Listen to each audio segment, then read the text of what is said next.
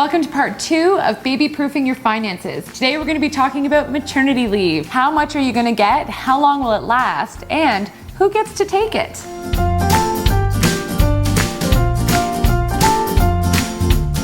So what is maternity leave? Well, maternity leave is a government-sponsored program that actually pays you money when you're taking time off work to raise your child. And it's got 2 parts to it. There's pregnancy leave and parental leave. Keep in mind, the rules for maternity leave vary depending on where you live. So if you're planning to have a family, make sure that you check with a local advisor. So how long do you get on maternity leave? Well, let's find out. Pregnancy leave is the first part of maternity leave, and that's 17 weeks long. But then it flips into parental leave, and that's 35 to 37 weeks long. So if you took both of them together, that's just over 1 year of being paid to be off work. So you may be wondering who actually gets to take off the time from work. Well, that's easy. Pregnancy leave is for the person that was pregnant, so only the birth mother actually gets to take that off. However, parental leave is up for grabs from either partner. So it's up to your family to decide who's better to get those 35 to 37 weeks off work. And now the question that everybody wants answered: how much money are you gonna get? This question is so important for budgeting while you take your year off work, so listen up. Right now, if you qualify for maternity leave, you'll get 55% of your gross annual salary. However, there is a maximum.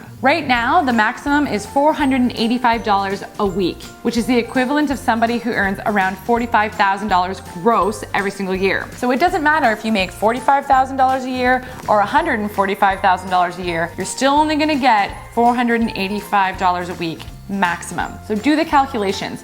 Whatever your gross income is 13 weeks before you take maternity leave, multiply that by 55% and divide by 52 weeks. So for somebody that earned $35,000 a year gross, here's what their maternity situation would look like. So they make $35,000 a year, multiplied by 55% is $19,250. Then all they have to do is divide that by 52 weeks in a year, and that person would qualify for $370 every single week. Now keep in mind, this money is taxable, so that's $370 minus applicable taxes. So as you can see, maternity leave is wonderful. However, if your household is used to having bigger incomes, it can really hurt you financially and you need to be prepared. Now, some companies do offer top-up, which means that the government would pay 55% and your company would top that up to a certain level of percentage so that your wages don't hurt as much. But this isn't always the case for everybody. It's really sweet when it happens, but not everyone can count on that. And I'd really like to know what you think. Do you think that all companies should be required to do a top-up for mothers on maternity leave? Let me know in the comments below. I'm Shannon Simmons, and this is Money Awesomeness on Coral. Don't forget to subscribe, follow me on Twitter, and make sure that you tune in next week. I'm gonna get really hardcore with the numbers. If you're planning to have a family, this is important. We're gonna figure out how much you need, when do you need it by, and where to save it.